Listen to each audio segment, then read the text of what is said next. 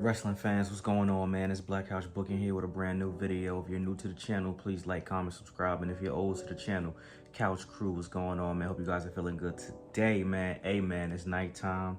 Y'all already know the vibe, man, but I'm gonna still give y'all the energy. About to record this video for y'all, give my opinion so y'all can share y'all opinion, and then I'm gonna go read me some books, man. I've really been in my reading bag, so I really want to get some reading done tonight. So I said, let me record this tonight, man. Let me record, edit, schedule the video for you guys. But follow me on Instagram at Real Black House Booking, and if you want to join my Discord, link is in the description down below, where the best wrestling fans give the best opinions, man. Hope you guys are ready to build this community and interact with one another. And like I said, man, if you knew, you would not be disappointed. Over 1,200 videos of wrestling content, so you could go back in the past, you could look in the present, and you could look forward to the future of great wrestling content. Let's get it, man. Let's go. So today I'm going to talk about two individuals who I'm very fond of, who I've always been very fond of, always been fans of, but I'm just like, yo, they've been the victims of terrible, and I say terrible, booking, not just recently, but for a long time. If I really sat and really thought about everything that these two individuals have gone through in their WWE careers since leaving NXT and going to the main roster, I say both of these individuals have suffered immensely. And I'm talking about Michin, Miya Yim, and I'm talking about Shinsuke Nakamura. I talked about Shinsuke Nakamura a lot on this channel. I talked about Miya Yim a lot on this channel. I'm going to reiterate a lot of opinions that I've had in the past about their booking and what booking they should have had. But to be fair, let me start off with Miya Yim, because I talk about Shinsuke a lot, especially on streams and things of that nature. I've always liked Miya Yim. I've always been a big fan of Miya Yim. A lot of people say the reason why she didn't win the Women's United States Championship is because she has no personality. That is absolute cap. Miya Yim has personality. Go back, NXT, HBIC, Miya Yim has personality. You don't even gotta go back that far. Right now, y'all will celebrate the Chelsea Green gimmick. Y'all will celebrate the Tiffany Stratton gimmick. Y'all will celebrate I'll even look across the pond. Toni Storm, Harley Cameron, all these gimmicks. But when it comes to Miya Yim, she has no personality. The long back attack is silly. Everybody don't have to be serious. Like, what personality do you want her to have? Miya Yim has personality. She's goofy, and she either goofy or she's aggressive. When she beat up Chelsea Green and Piper Niven back to back, she was showing aggression. When she went back down to NXT to help build up Jada Parker, she was showing aggression. Now she does the long back attack, the little twerk in the ring. She's showing her goofy side. What's the issue with that? What personality do you want her to have? She's not over with the fans. How do you get over? You have to get over with the fans by accomplishing things, by doing things. You don't just push somebody out there and say, okay, we're waiting for you to get over. Everyone had a period of time where they weren't over with the fans. It took trials and tribulations. It took them building as characters. It took building wins, building a resume, building all of those things in order to get over with the fans. If Miya Yim would have won the Women's United States Championship, she would have been as over as you guys would have want her to be. And you know what's crazy? I still wouldn't have had an issue with Chelsea Green taking the strap from her after that. What I think should have happened was Miya Yim, Chelsea Green, obviously Saturday night main event. Miya Yim wins, and then that rematch that Miya Yim had, Chelsea Green could have had that and beat Miya Yim for that. At least Miya Yim would have had that notch under her belt to continue to build her as she moves forward. She's never had not even a tag team championship in WWE and NXT. That is absolutely insane. If you really think about the body of work that she's had, she's gone against Rhea Ripley with the OC versus the Judgment Day stuff. When she finally came back to WWE after being in TNA, after Keith Lee left for AEW, it seemed like that they were punishing Miya Yim because they just had her getting beat up all the time, like literally getting beat up all the time. It was absolutely insane, guys. Like I don't know like what we're thinking about here. I don't know what the scenario or what the situation is. And listen, just because you have longevity, just because you've been somewhere for a long time, does not mean you deserve to be a champion. That's not what I'm saying. What I'm saying is I think the excuse of Miya Yim's not over, no personality, blah, blah, blah, it's an excuse. She wasn't given the opportunity. And you can't say she was over in NXT. When she was with the OC, people were cheering for her. And even with this Chelsea Green feud and Piper Niven feud, people were cheering for her. She had momentum after she beat Chelsea Green in the garbage match, the trash can match, and she beat Piper Niven. So that's cap. That is cap. Everybody can't get a super duper loud pop. Everybody don't have a super duper dope entrance. Everybody don't have a super duper crazy catchphrase. But you have to give people opportunities to continue to build. Miya Yim put in the work, and I think that she deserved to win it. And then, not only you do that, okay, she lost, cool. She get a rematch. Oh, she gonna win this? No. She get a rematch. She gonna win this? No. She get a rematch. Then she basically, it feels like she fought Chelsea Green like 7 times and lost or got a DQ every time after that. What's the point of that? Even when you even the odds and give her BFAB, she still can't win. What's the point of that? And now what it feels like is Zelina Vega is going to go against Chelsea Green, and BFAB and Miya Yim are going to be her backup. What's the point of that? Did Miya Yim not do enough to deserve to get the newly crowned mid-card women's championship? Chelsea Green is someone who's so over that she should win Money in the Bank next year or the year after. She really didn't need to be the first women's United States champion. Because Chelsea Green has the caliber and the character, I think, to just win the Money in the Bank straight up. And have a Carmella type of run. A very surprising, shocking run, but a good run nonetheless. I think Chelsea Green could have a better run than Carmella had when she won the Money in the Bank. You could have gave Miya Yim this one because Chelsea Green could be a champion. If Tiffany Stratton could be a champion, Chelsea Green could be a champion. I think Chelsea Green has more character than Tiffany Stratton. And she can y'all haven't seen Chelsea Green wrestle outside of WWE. She's nerfed. She has to nerf herself in WWE and be a coward as hell and be scared to climb ladders. Chelsea Green used to wrestle in the men outside. But back to Miya Yim, I think Miya Yim deserves more. But now she's going to be obscure. She's going to be wrestling the low card. She's going to be wrestling on main event and things of that nature. I hope Zelina Vega wins. And not because I don't like Chelsea Green, but Chelsea Green could be part of the main women's division, the WWE Championship division. She could be part of that. That's just me. Shinsuke Nakamura, on the other hand, is one that is even more puzzling because you had this guy going crazy in NXT. You had this guy win the Royal Rumble. You had this guy mowing through the roster. He loses to AJ Styles at WrestleMania. A piss poor decision, just like Asuka losing to Charlotte at WrestleMania.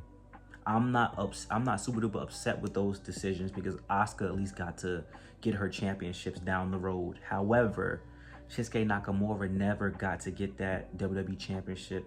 He turned heel and still didn't beat AJ Styles after the fact.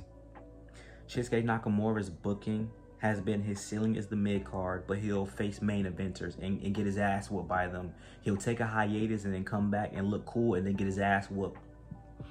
Seth Rollins, looking so cool when he came back to go get Seth Rollins.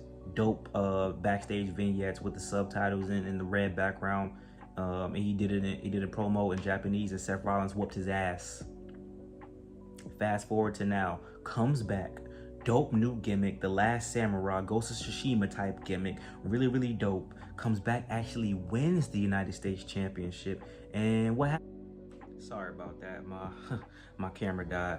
And what happens? Loses the belt right back to LA Knight before WrestleMania. For what? For what? At first I was like, okay, you know, shout out to Shinsuke Nakamura, again, rest in peace to his brother. I'm like, okay, maybe they were gonna drag it to WrestleMania, you know what I'm saying? You know, his brother passed, they gonna give him some time off, and he gonna just do that. This man comes back and wrestles again the next week after losing the United States Championship to LA Knight. Comes back, wrestles, and loses. Comes back, wrestles, and loses. Are you kidding me?